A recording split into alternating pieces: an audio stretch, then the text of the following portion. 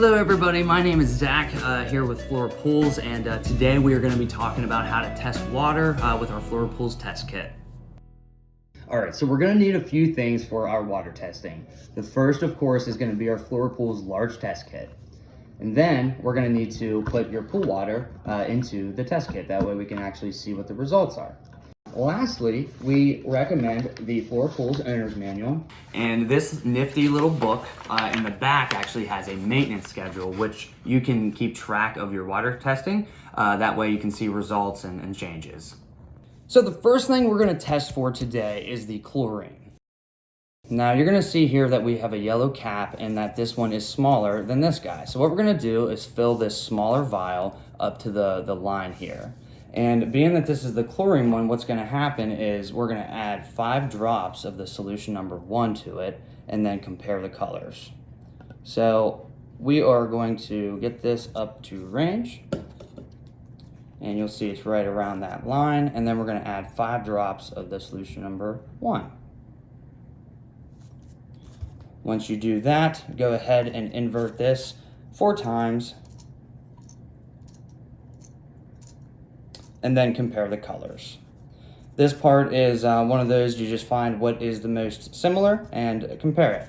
Once you have the actual number, for this one, say it's between 2 and 3 parts per million, we want to make sure that we note that down in our Flohr Pools Owner's Manual.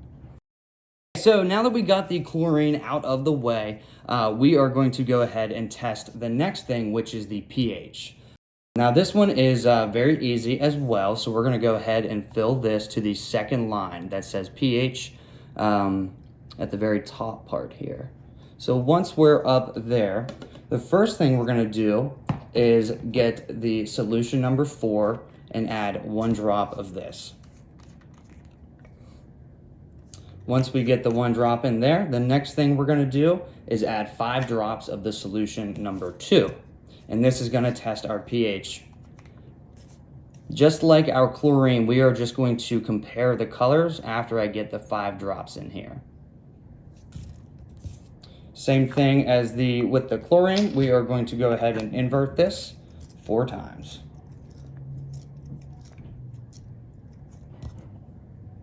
So now if you look at the color, it looks like it's ideal. I'd say about 7.6, and I'm going to go ahead and note that down in our owner's manual.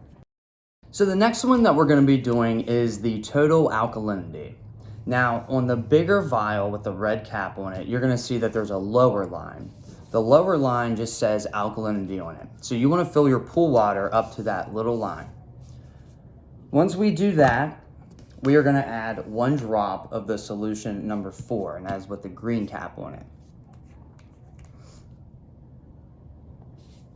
Once we have that one in, we are going to go ahead and swirl this around lightly, and then we are going to put in 2 drops of the solution number 5. What we should see happen immediately is it sort of turn a purplish blue color, and when it starts to do that, we're just going to sort of swirl it. Since it stayed purple, what we're going to do now is see how many drops it takes of the solution number 3 for this to change from a purple blue to either a clear different color, and you'll see what I mean. Now for the alkalinity, we want to be between 100 and 150 parts per million. Each drop counts as 10 parts per million. So what we're going to do is actually just start counting. So we have 1 drop, which is 10, and then 20, and you'll see it already turned a sort of clear yellowish. If I did 1 more, that would just make that a little bit more prominent.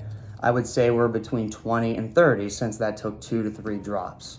So what we would want to do, since that took me 2 drops, is put 20 parts per million down in our Flohr Pools Owner's Manual.